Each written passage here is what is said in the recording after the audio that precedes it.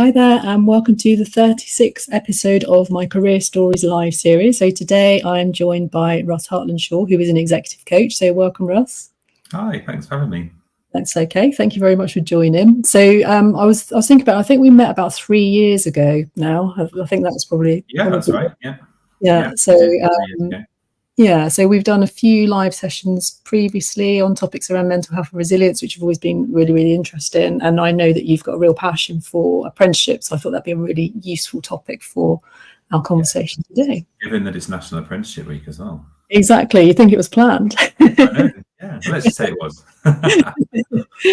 Okay, so anyone that's watching, please do comment to let us know that you're here. Where you're joining from, feel free to ask any questions as we go through. So Russ does know a lot about apprenticeships and he's got lots of experience of his own in the area. So please do ask questions.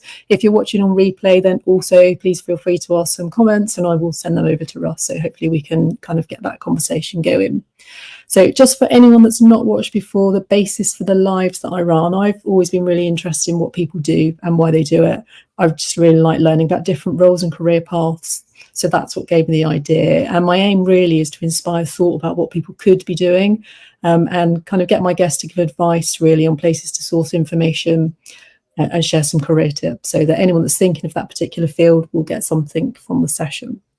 So go straight over to you, Russ. So can you give us a brief intro to you and what it is you're doing right now? Yeah, sure. So, my name's Russ Hartland-Shaw, and I'm an exec leadership coach by trade now, but I've been doing that exclusively for the last 3 years. I've sort of grown up in the world of advertising and hospitality. Okay. So, had quite an extensive career in advertising and then moved over into hospitality around sort of 2007, and then kind of done various different roles. It was sort of sales and business development predominantly.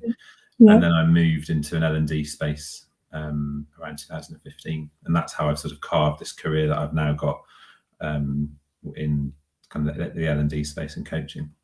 Excellent. Yeah, I love it when people move into L&D later when you've had a bit of experience, in different areas first. I think in sales particularly, I think you learn so much about people, don't you? I think that can really... Oh, yeah, without a doubt. And, when you take one of these opportunities I took an opportunity that would never have presented itself to me, or if it had presented itself to me externally, I'm not sure I would have been successful in getting it.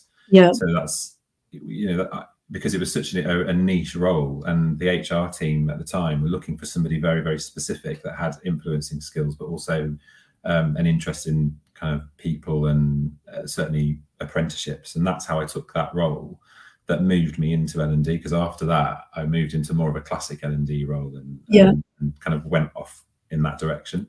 Yeah. It was a pure opportunist moment that allowed me to take that chance.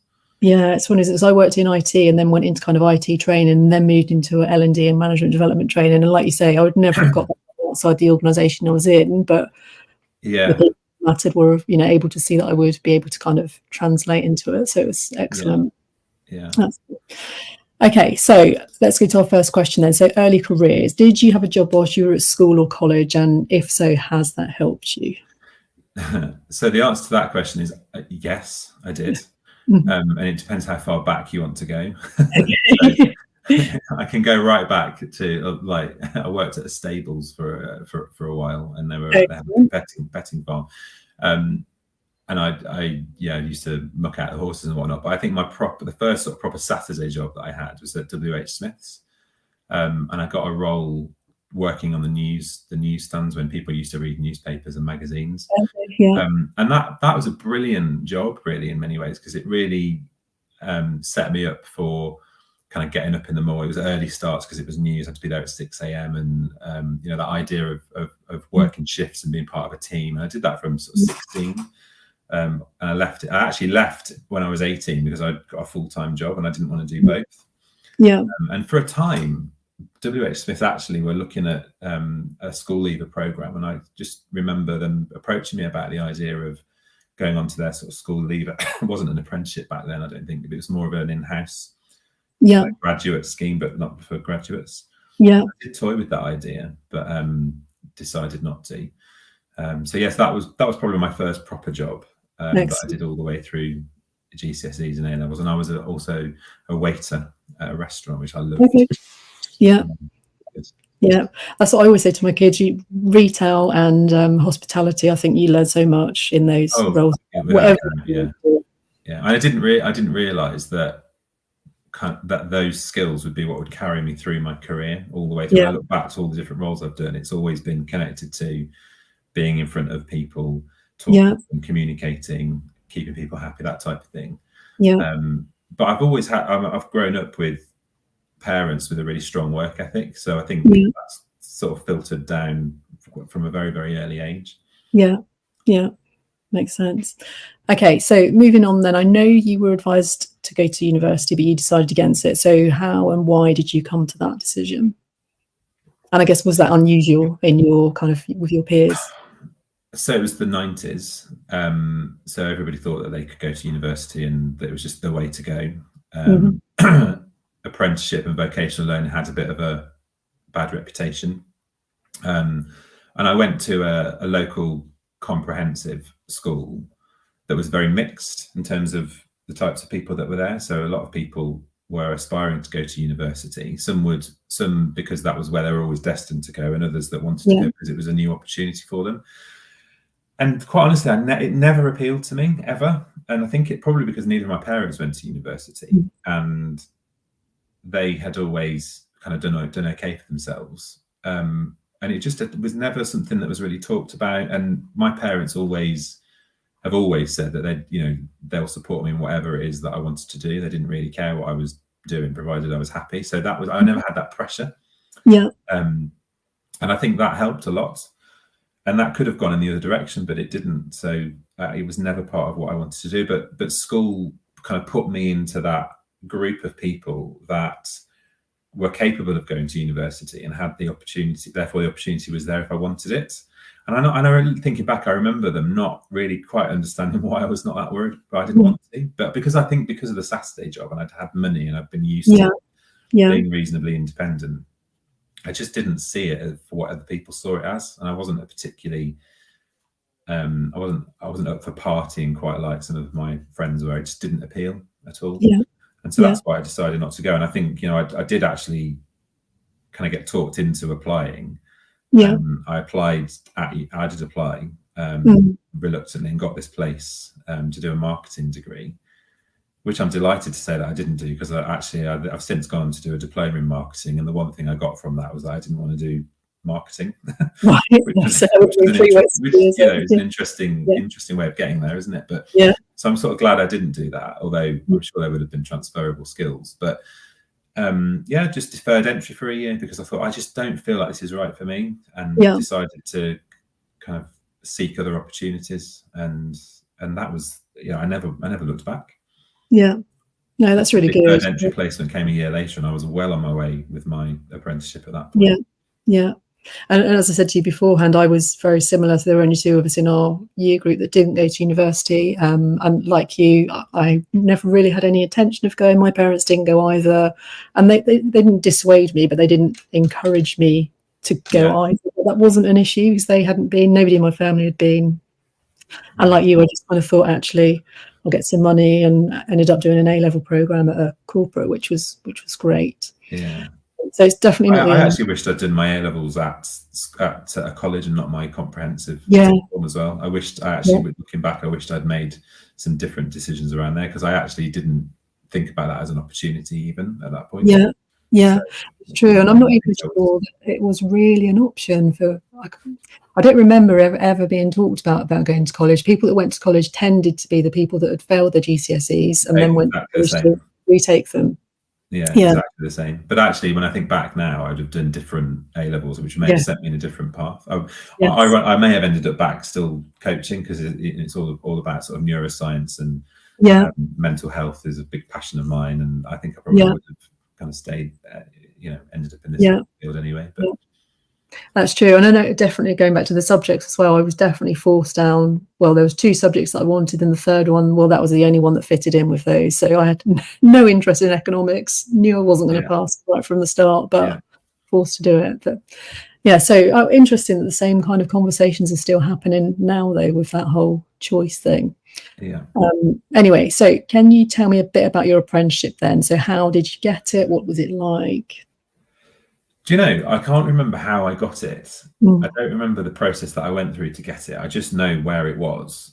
And I think from I approached a skill, a learning, like an apprenticeship provider. I think I remember them really well. I mean, they're not around anymore, but I remember the company. And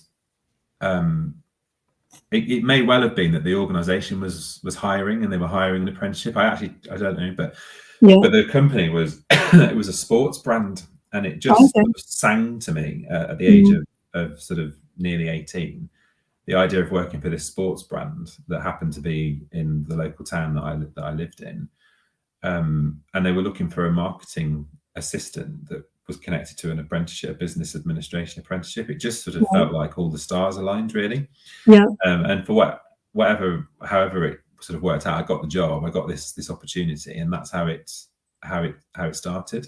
And it was a mix of on-the-job training, working in this marketing office for this sports brand. I don't really remember No Fear. No Fear, they were massive in the 90s. They're still around now, I think. But it was just a really cool job. And I got involved in loads of really funky stuff and going to trade shows and doing just really going. And I remember had to go and entertain a load of base jumpers because they were being sponsored by just an absolute dream at the age of 18 to do stuff. Like that. And I absolutely loved it. And it really took me in the direction and gave me a real taste for what was to come, really, in terms of work. So there was no way I was going to go and do a degree in marketing at Derby University after that.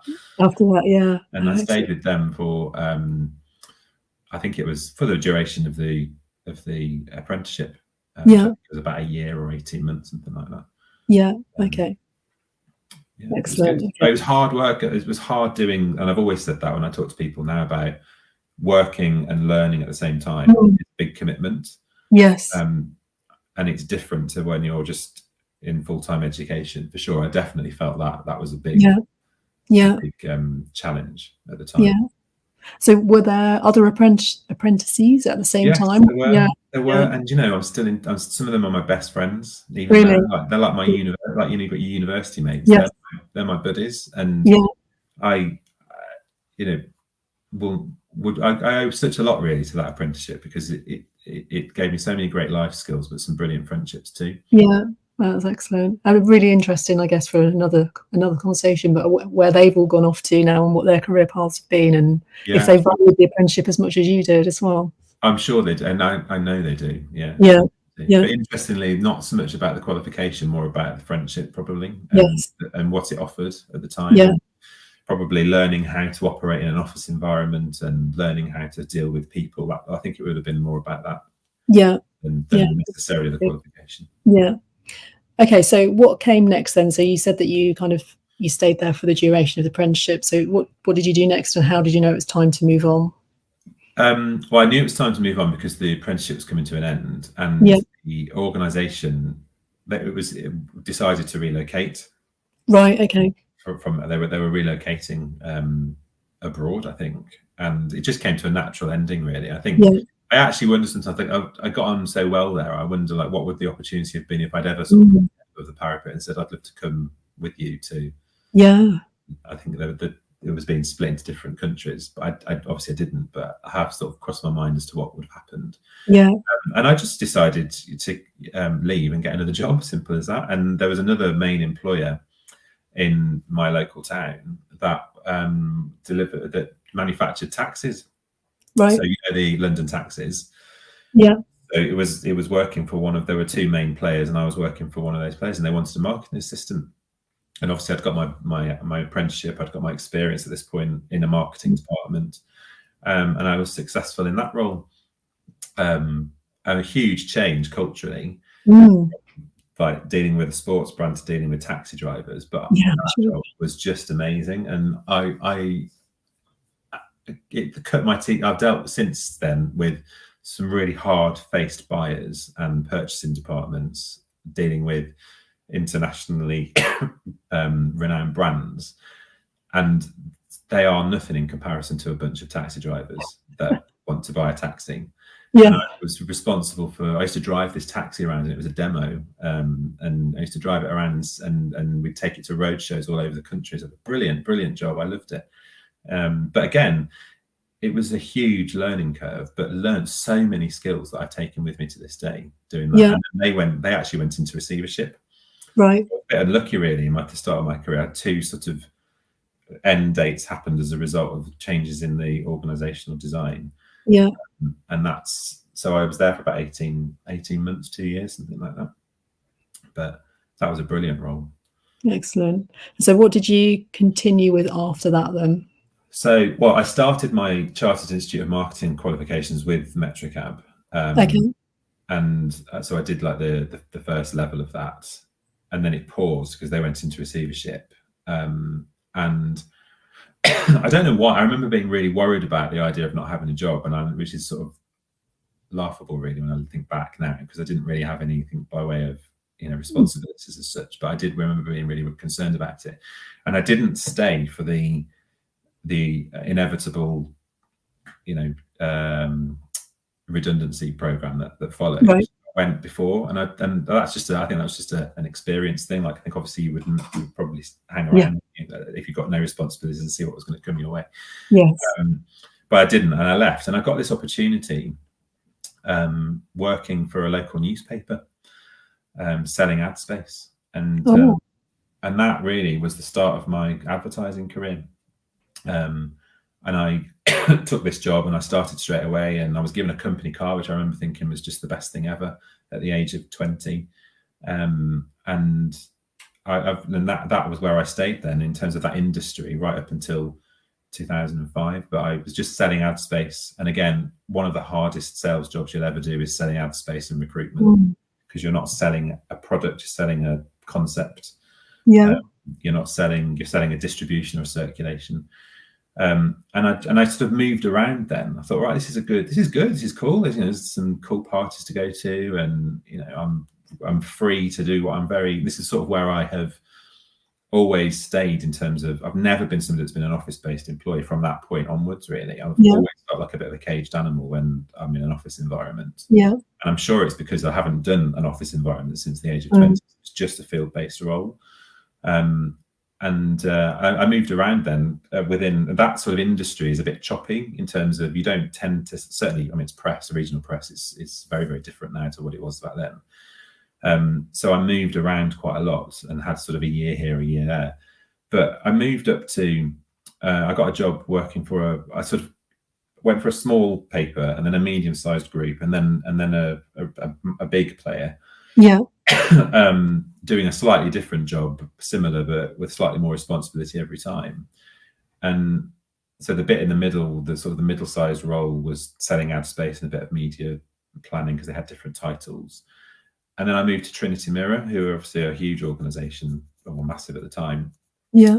Working regionally for their sort of lifestyle magazines and selling ad space for that. And that's where I started to do a bit of line management. I started to get a bit more responsibility in terms of the type of revenue I was having to bring in. Started looking at their different titles across a whole platform of different titles that they had. Yeah, and that was like a proper grown-up job. It felt there was like a huge office in the centre of Birmingham, and there were like proper adults there, and I still feel like that now, to be honest. But back then, I feel like it was quite a daunting place to be. And that's where, again, I've met some brilliant people that I'm still in touch with now that have really shaped my career. And, they talk about like who's inspired you. There's like, that's one of the people that worked there was a huge inspiration for me. And she still is. I mean, she's retired now and she's in her 80s, but, she's still like a go-to person. Yeah, that's amazing. So that was my media career, if you like. Yeah, yeah. And then I saw the credit crunch looming, really, because that role was very commission led. So you had a small basic, and it was very sort of, you could earn uncapped commission, but you had to be good at your job to be able to do it. And as is always the case, and always the thing that I fight against, but the first thing to be cut when there's a recession looming was advertising budgets. Yeah, I really saw that starting to bite around sort of 2005, and so consequently thought, well, I need, everyone's always got to eat. It's like, let's go into FMCG. Right. And I sort of rather arrogantly at the time thought, oh, I'll just go and walk into a job and sell baked beans or something like that, and had a bit of a reality check around there, and wasn't as successful getting a role because I'd had lots of my CV for the sort of the 5 years from that point had probably like 3 or 4 jobs on there. Yeah, that's just the nature of the industry at the time. And then FMCG was a lot more sort of structured, and suddenly my CV looked very, very choppy. Yeah. And I did get a role for like a third party organization that sort of had accounts. So I managed the Unilever account, but within the big 4 supermarkets. So it wasn't working directly for Unilever, it was working for a third party. And I did that for a year because I found it really dull, because I'd gone from this really exciting, fast paced advertising world where it was, really hard work to try and get some of the sale. And it was like to the wire, to the deadline. Is the magazine going to go? Is it not going to go? Really high energy.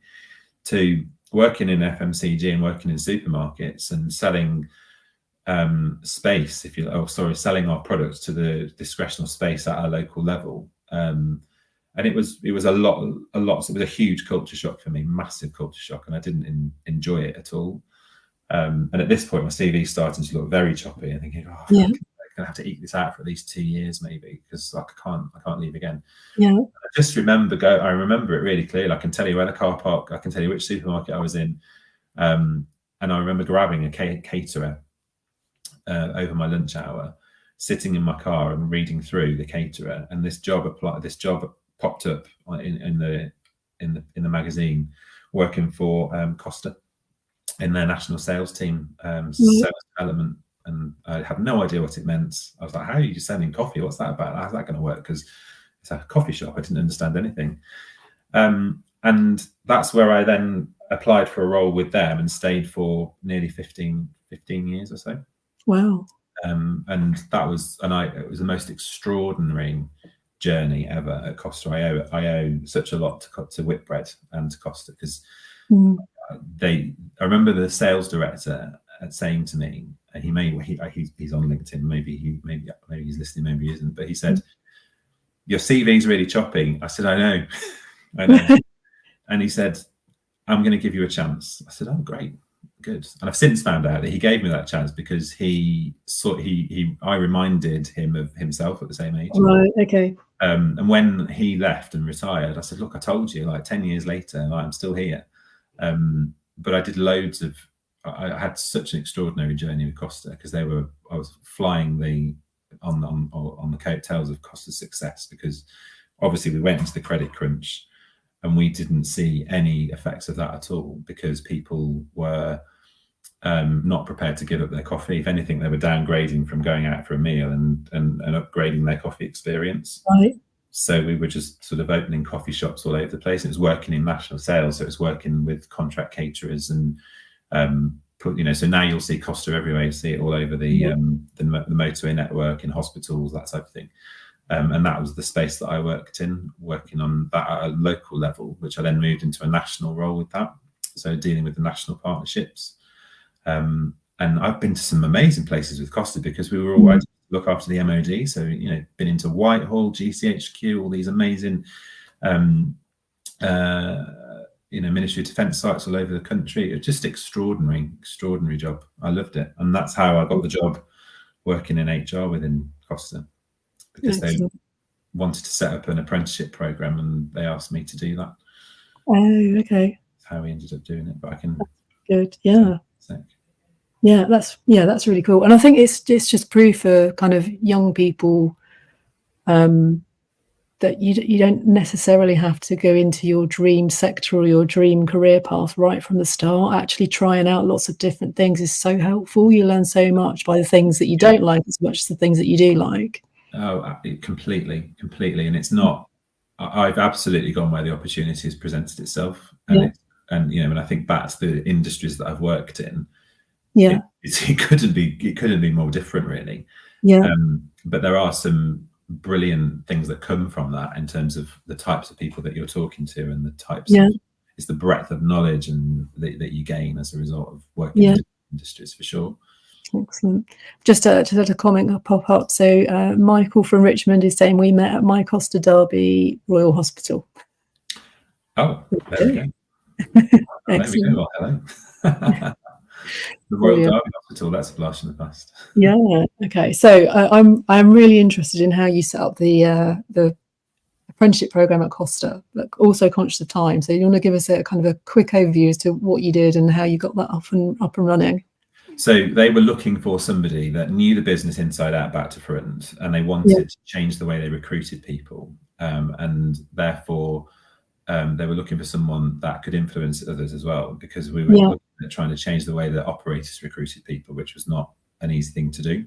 So we were basically expecting operators to change everything about the way they would recruit someone and invest all of their labour into somebody that wasn't qualified into a Costa High Street store, with a view to recruiting them to then become a manager in kind of 3 or 4 years time. So it was a really different approach.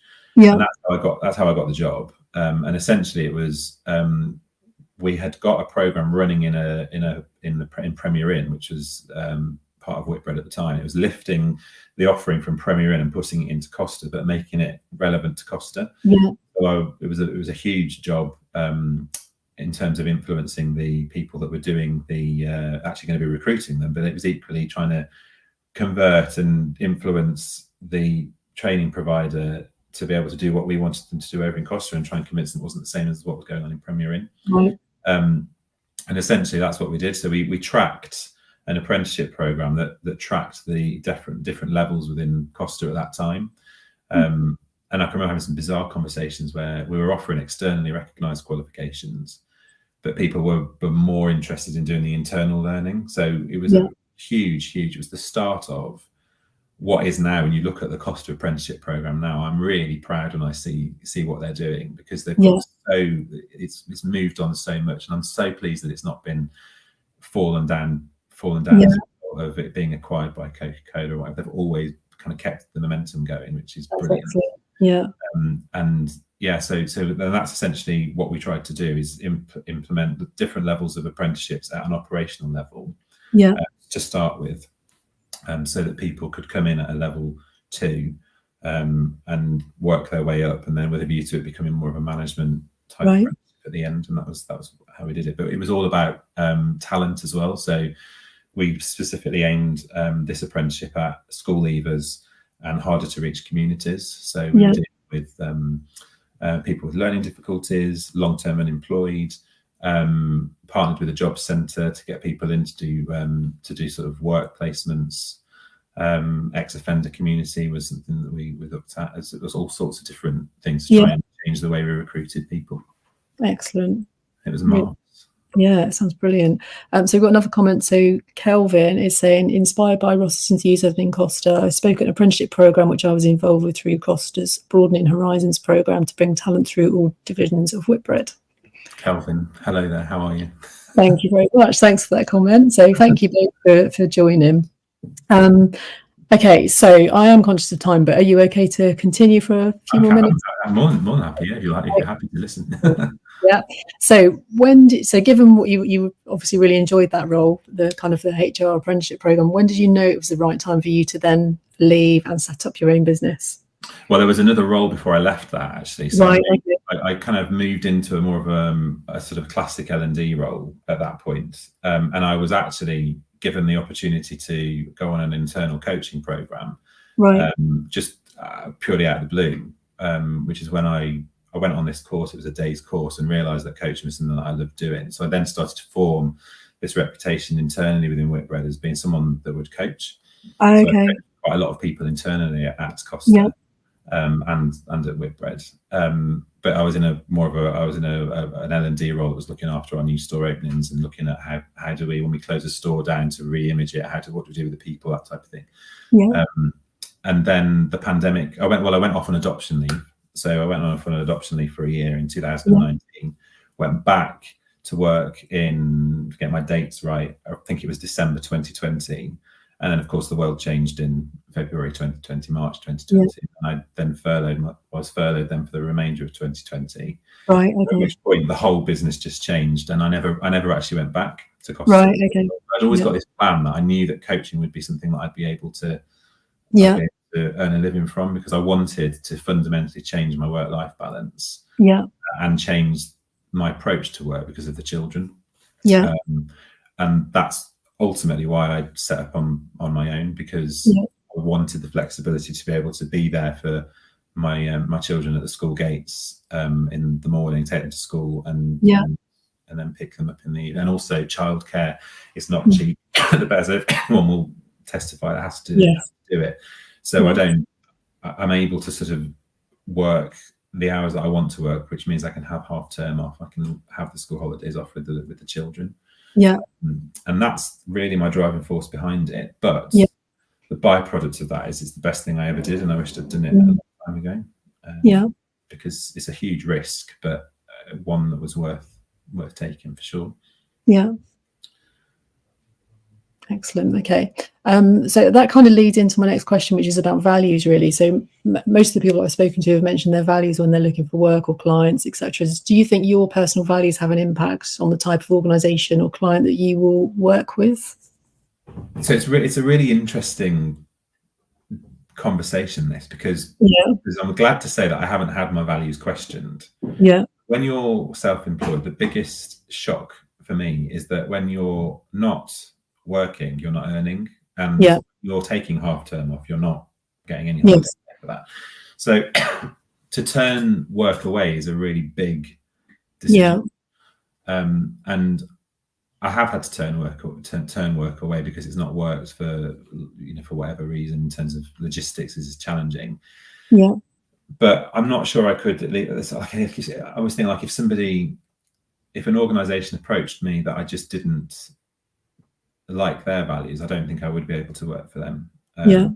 Because it would just jar with me. But I think it's easy to say that now that I'm established 3 years on. So I think I sort of caveat that with, if that had happened, would I have turned away working for a tobacco company? I don't know. I don't. I'd like to say I wouldn't, but at the same time, you're trying to build a business, and you're trying to earn money, putting it quite and I guess the other thing is you might be trying to influence from within as well, so you take it on even though you don't. So who knows, there's lots of options, as you say. I'm really glad to say that's not actually happened to me, and everybody that I do work with, we're very aligned in terms of like a value set. And I've purposely not sort of had associate agreements with loads of different people for that reason as well, because I want to make sure that I'm working for the right set of people for the right reasons. So I don't really answer your question really. Okay, so I'll kind of go on to one last question, which is kind of a combination of a bit of what we talked about beforehand. So given what you know about the kind of the future of the apprenticeships and what's coming up, what kind of advice have you got for people who are looking for an apprenticeship for themselves? So I would say that I wouldn't be swayed by people telling you that it's not the right way to go, because I still think it's got a bit of a reputation. Apprenticeships, it's not quite. There is university education is still put on a bit of a pedestal. I would say go out there and really understand the facts, because now more than ever an apprenticeship is available pretty much in any industry, and never has actually at the same time never been more accessible, and organizations are waking up to this idea that an apprenticeship suite of an apprenticeship talent group of people, they are more likely to stay in the organization, they're more likely to be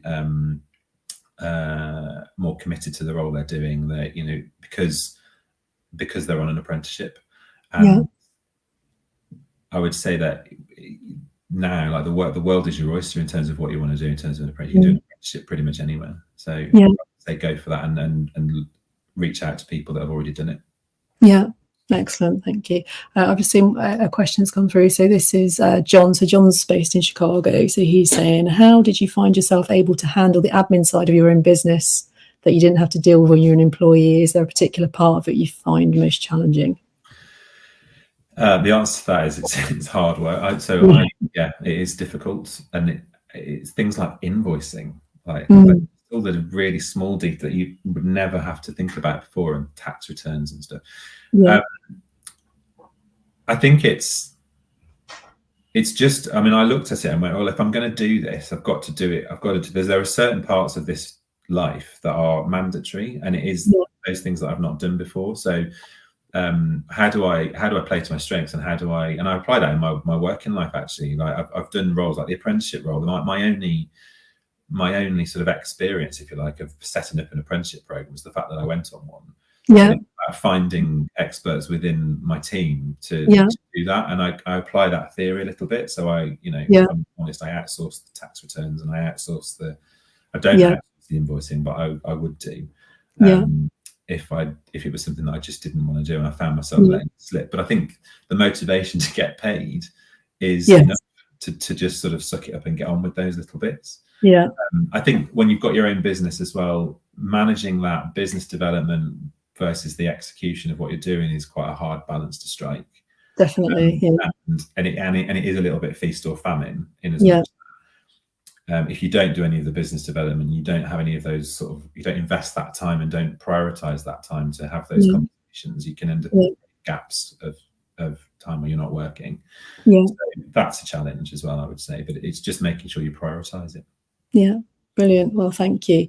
So thank you very much, Russ, for joining me today, and thank you to everyone who's been watching and asking those questions. Really appreciated. As I said, anyone that's watching on catch up, if you do have any questions, please do feel free to put them in the comments. Russ sometimes posts about apprenticeships and things like that, so keep an eye on Russ's LinkedIn feed if you're not already following him. If people want to get in touch with you, Russ, what's the best way of them doing that? Take a look on LinkedIn and find me on LinkedIn and message me on there. Is probably the best option. Perfect, thank you. I'd like to answer anybody's questions equally. If they want to contact me directly on LinkedIn, that's fine. Excellent, great, thank you. Okay, so next week I'm back with Daisy Lund, who is a general practitioner, podcaster, and medical educator focused on plant-based nutrition. So that's actually going to be on Friday next week. So that's at 11 o'clock. So thanks again to everyone that's watching, and I will see you next week. Thanks, Russ. Thanks for having me. Thanks.